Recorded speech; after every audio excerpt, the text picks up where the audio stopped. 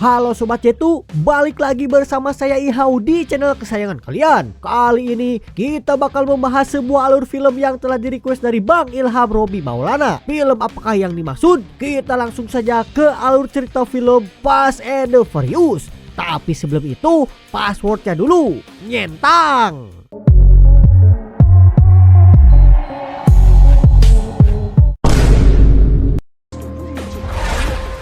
Berlatar di pelabuhan Los Angeles, sebuah kargo berisi elektronik DVD sedang dimuat ke truk kontainer untuk dikirim ke toko Mekarjaya, Tasikmalaya. Lalu ada seorang petugas pelabuhan yang diam-diam memberitahu seseorang pihak yang tidak resmi tentang cara mengenali truk itu dan meminta bagiannya setelah rencana itu berhasil.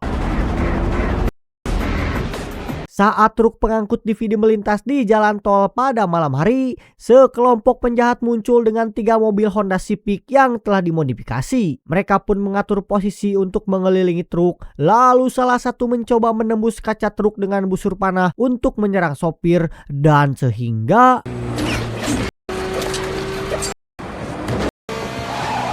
ia langsung membius sopir truk yang panik lalu mengambil semua barang elektronik di kontainer. Keesokan harinya, polisi Los Angeles bersama FBI menugaskan Brian O'Connor menyamar sebagai pegawai bengkel untuk menangkap para pelaku.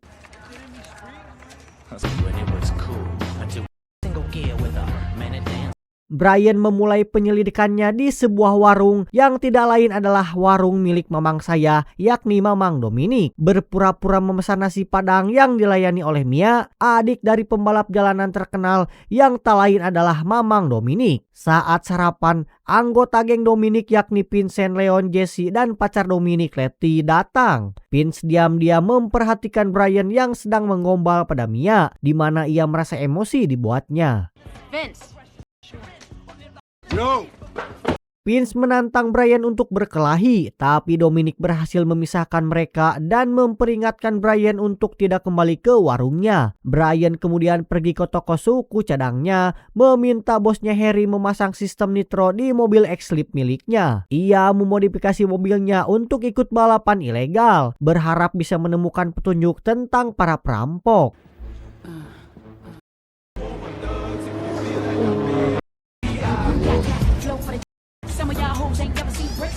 Malam pun poek, di tengah balapan beberapa pembalap tertarik dengan mobil Brian. Saat Dominic dan gengnya tiba, mereka membuat taruhan untuk balap dadakan dengan taruhan $20.000.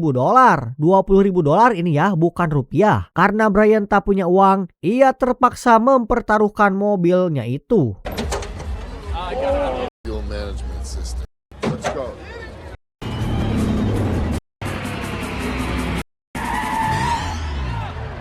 Balapan pun dimulai dengan 4 peserta. Di tengah balapan yang sedang berlangsung, Brian mengaktifkan nitronya dan menyalip semua peserta kecuali Dominic. Melihat kemampuan Brian, Dominic menggunakan nitro rahasianya dan berhasil menyalipnya.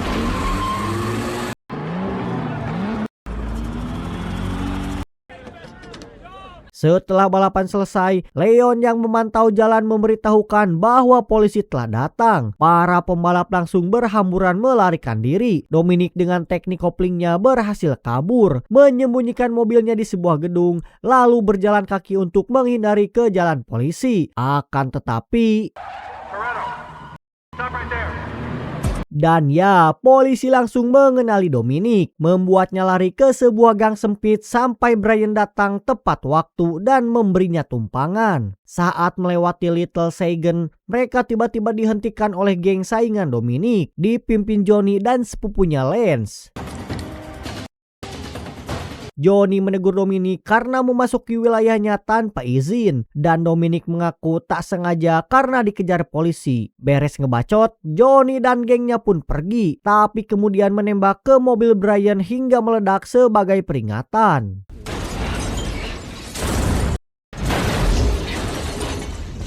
Mereka kemudian kembali ke rumah Dominic dengan menggunakan taksi. Di sana betapa terkejutnya Dominic saat mengetahui timnya sedang bersenang-senang AC Lolet tanpa memikirkan nasibnya. Ia juga memberitahukan bahwa Brian telah menyelamatkannya dari borgol polisi dan Brian pantas mendapatkan minuman apapun yang tersedia.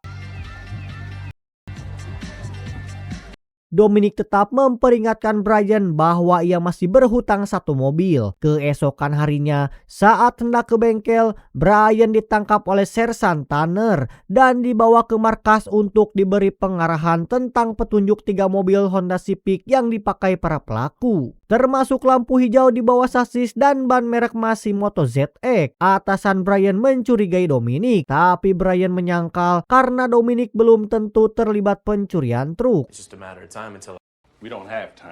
Brian meminta beberapa hari untuk menemukan pelaku dan atasannya pun setuju. Setelah itu, ia membawa Toyota Supra tahun 94 ke markas Dominic sebagai pengganti. Meski terlihat rongsokan, mesin mobil sebagian besar masih bagus dan mereka mulai memperbaikinya untuk digunakan pada balapan besar mendatang. You don't belong near a car.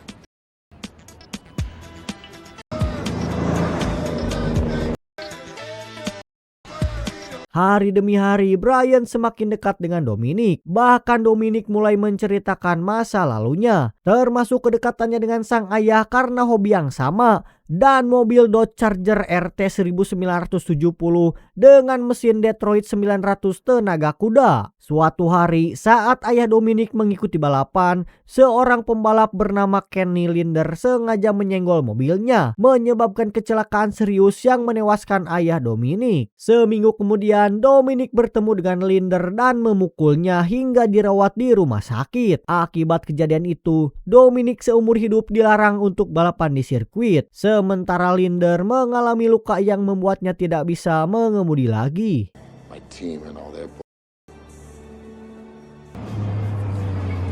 Malam itu, Brian berniat menyelidiki sebuah garasi, tapi malah ketahuan oleh Vince dan juga Dominic. Vince menuduhnya sebagai polisi, namun Brian berpura-pura polos dan meyakinkan mereka bahwa ia sedang memeriksa mobil lawan untuk balapan race war. Karena masuk akal, Dominic dan Vince pun bergabung dengannya untuk menyelidiki garasi milik Johnny.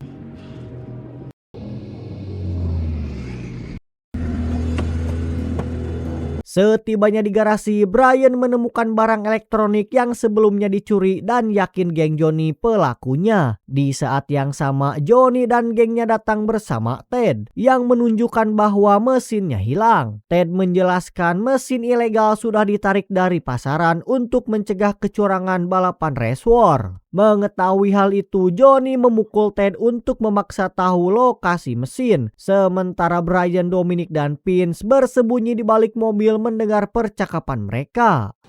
Ted. Because all we have is behavior. Keesokan harinya, Brian melaporkan kejadian semalam ke Sersan Tanner dan Balkins, membuat mereka yakin geng Johnny adalah pelakunya. Namun Brian belum berani bertindak karena belum menemukan bukti yang jelas bahwa Johnny dalang perampokan itu. I need a few more days. Malam berikutnya, saat Brian mengajak Mia adu gacor, Sersan Tanner mengabari bahwa perampokan truk terjadi lagi. Hal itu membuat agen Balkins memutuskan untuk menangkap Johnny dan anak buahnya karena mereka paling jelas terlibat dalam kasus ini.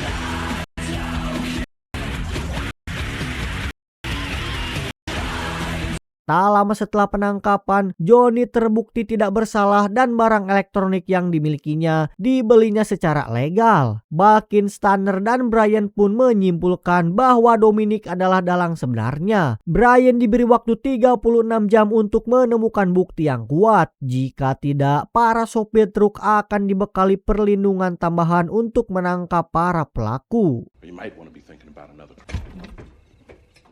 Keesokan harinya, Brian dan Dominic menguji Toyota Supra yang baru dimodifikasi dengan membawanya ke jalanan dan adu cepat dengan mobil lain, yang tentu saja dimenangkan oleh Brian. Beres dengan itu, mereka mampir ke warung seafood untuk membahas bisnis Dominic. Brian mulai menekan soal sumber uang Dominic untuk membeli mesin-mesin mahal karena tak mungkin hanya dari warung dan balapan. Namun Dominic menghindar dan berjanji membahasnya setelah acara race war selesai.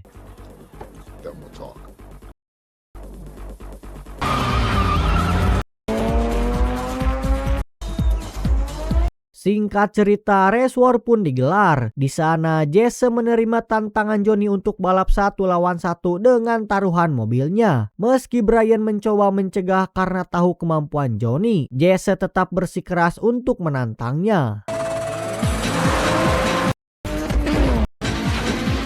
Saat balapan dimulai, Jesse membuat kesalahan dengan memakai nitro terlalu awal, memberi celah bagi Johnny untuk menyalip di tengah lintasan dan menang dengan cara mudah. Panik dengan mobilnya yang diambil, Jesse langsung kabur dari race war.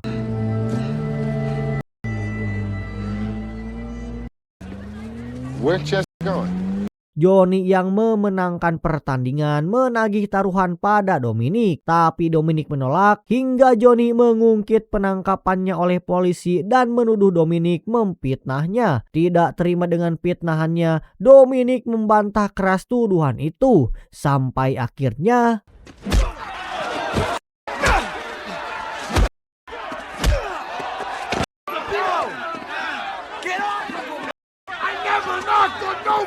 malam itu, Brian melihat Dominic dan gengnya membahas soal truk lalu segera meninggalkan area race war. Dari situ, Brian sadar Dominic adalah dalang kejadian sebelumnya. Dan di hadapan Mia, Brian mengungkap identitasnya sebagai intel dan meminta Mia segera menemukan Dominic. Karena kali ini para sopir truk sudah dilengkapi dengan pengamanan tambahan. Please help me. Brian dan Mia mengejar Dominic dengan Toyota Supra, sementara Brian meminta bantuan operator polisi untuk melacak ponsel Dominic sebelum aksi terhadap truk itu terjadi. Di sisi lain, Dominic dan gengnya mengambil 3 mobil hitam yang disembunyikan di pinggir tol, lalu menyasar truk pengangkut elektronik tanpa kehadiran Jesse.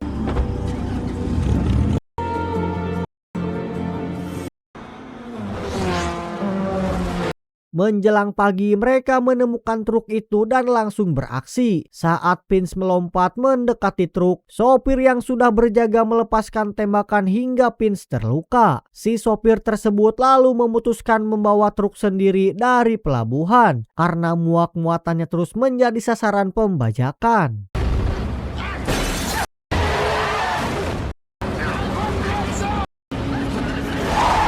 Saat Vince terjebak, Dominic dan Letty mencoba menolongnya. Namun sopir truk berhasil menghalangi keduanya. Tak lama Brian dan Mia datang mendekati dari samping. Dan saat sopir lengah, Brian melompat ke sisi truk dan berhasil menyelamatkan Vince dari situasi berbahaya. Sehingga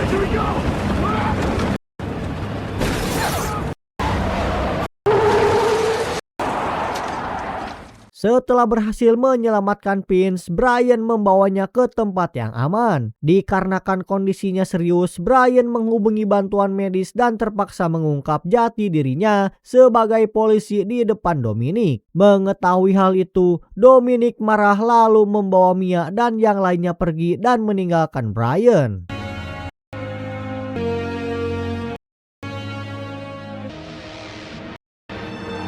Beberapa jam kemudian, Brian mendatangi rumah Dominic untuk menangkapnya. Namun Dominic mengaku telah membawa Letty dan Leon ke tempat yang aman dan berniat mencari Jesse yang masih diburu Johnny. Tak lama Jesse muncul meminta perlindungan. Tepat saat Johnny dan Lance datang dengan sepeda motor, tiba-tiba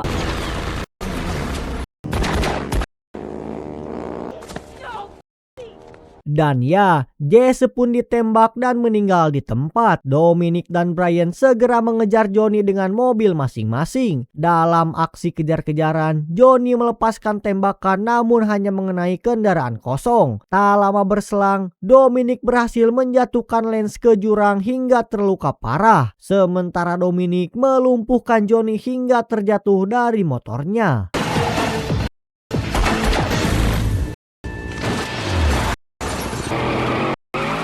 Beres mengecek si Johnny, Brian kembali mengejar Dominic hingga mereka bertemu di lampu merah dekat stasiun. Dominic mengenang tempat itu sebagai lintasan drag 1/4 mil. Lalu saat lampu hijau menyala, ia melesat meninggalkan Brian. Brian membalas dengan nitro membuat balapan kian ketat dan keduanya berhasil melewati rel kereta tepat waktu sebelum kereta melintas. Akan tetapi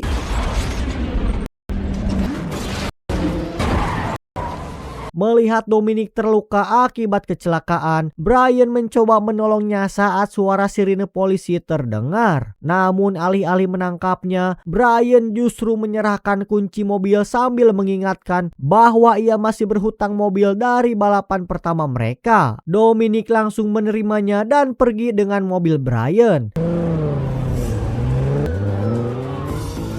Dan di akhir cerita, Dominic yang telah pulih terlihat menjalani hidup normal dengan mobil barunya, menandai kisah yang masih berlanjut.